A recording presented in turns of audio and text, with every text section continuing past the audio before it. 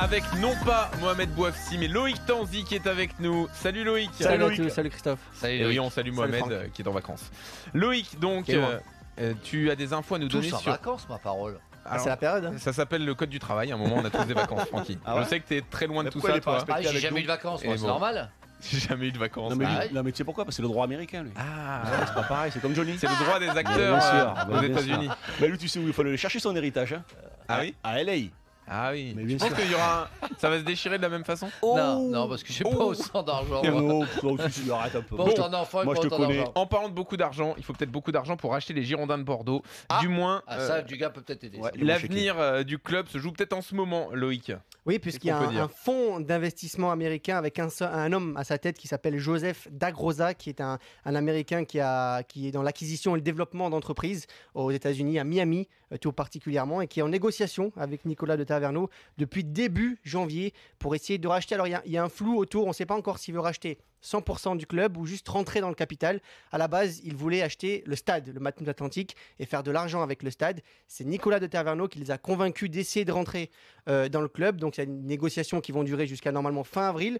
En tout cas, ce qu'on sait, c'est que Dagrosa a été conquis par le potentiel de développement marketing des Girondins et la situation économique du club, parce qu'elle est saine, c'est ce qu'on nous a dit aujourd'hui du côté des Girondins. Et il souhaite s'inspirer, bien sûr, des franchises américaines pour le marketing, comme un peu comme fait Frank McCourt avec les Girondins de Bordeaux. Et on sait même avec Marseille, pardon. Et on sait même que la nomination de Poyet en début d'année a été poussée par ce fonds d'investissement américain, puisqu'ils voulaient un Sud-Américain à tout prix, puisqu'ils ont des intérêts en Amérique du Sud et avec notamment le vin, Bordeaux. Il y a des rapprochements à faire entre les clubs et aujourd'hui c'est ça qui intéresse les Américains. Je comprends mieux. Je m'étais dit où ils l'ont sorti d'où le Poyet. Et voilà, d'un chapeau magique d'un investisseur. Bon écoute, j'ai pas d'avis. Si le club est racheté, tant mieux, parce que je pense que voilà, M6 n'a plus d'envie ni d'idée pour pouvoir faire progresser ce club.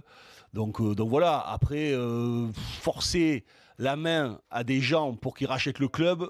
Ça a un côté, je pense qu'il y a eu des dizaines de propositions de gens qui étaient très motivés, qui avaient très envie, où M6 leur ont dit non, et là ils vont pousser quelqu'un pour qu'ils acceptent d'acheter le club. Après ils ont fait un dossier. Hein. Oui, ils ont fait un dossier. Oui, ça fait peut-être partie des affaires aussi.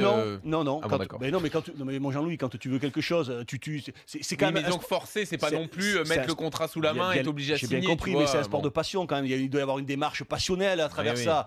C'est pas parce que tu vas acheter le stade pour faire de l'oseille. On te dit si tu peux aussi nous racheter le club, ça arrangerait tout le monde. Si ça se passe comme ça, c'est sous ton contrôle. Oui, bien sûr. Mais après, ils ont présenté un vrai dossier. On nous parle d'un dossier de 600 pages présenté par le fonds d'investissement américain. Et c'est là que Nicolas de Taverneau a vu que c'était vraiment des gens sérieux qui voulaient racheter le club et qui avaient de l'argent. Notre expert en fusion-acquisition, Franck Leboeuf.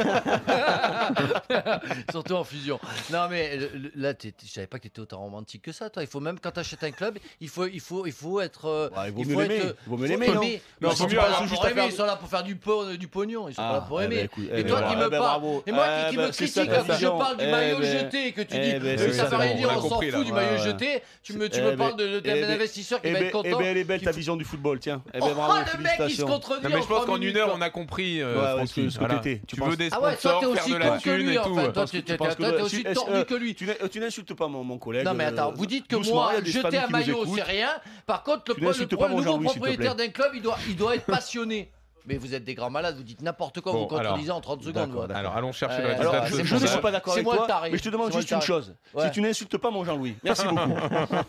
Oh ça va, t'inquiète pas. C'est pas un maillot que je lui ai jeté. Il me fait pas peur, Jean-Louis. Alors je rappelle que 76% des gens sont d'accord avec nous, du gars. Et que seulement 25 sont d'accord avec Francky sur l'affaire du maillot. Heureusement qu'ils vous aiment bien, parce que sinon... Ça marcherait pas, ça veut rien dire. Et tu penses que ça va se faire? Tu penses que ça peut se faire? C'est possible puisque c'est des négociations avancées là. On parle de plusieurs mois de négociations, début janvier, donc 3 mois de négociations. C'est bien. Et on parle même d'une somme de 70 millions d'euros pour racheter les Girondins aujourd'hui. M6 empêcherait 70. Voilà, d'accord. Exactement. Merci Loïc. Il pense à Christophe Dugarry pour le poste de directeur sportif. Il paraît les Américains. Ça serait beau. Eu là. Ça serait beau, Christophe. Sauf qu'il a pas envie. Là, pour le coup, il faut vraiment le forcer.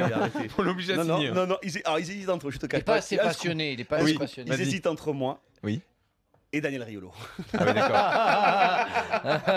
mais il se présente partout. Daniel, il veut travailler dans tous les clubs, à la Ligue, au PSG, il veut être de partout. Est-ce que si t'es président de club, tu mets Francky au marketing? Pas du tout. Dans la relation avec les sponsors et tout? Non, je le fais faire des cours de théâtre aux joueurs. Comme Raymond Domenech à l'époque, ça avait très bien marché avec toi d'ailleurs. Je vais dire non. Loïc, merci. Merci beaucoup. On reviendra sur Bordeaux dans le buzzer tout à l'heure, puisqu'on a des infos sur le staff. Il y a eu un petit coup de balai de Gustavo Poyet, justement après les mauvais résultats. Ce sera dans 1 heure à peu près.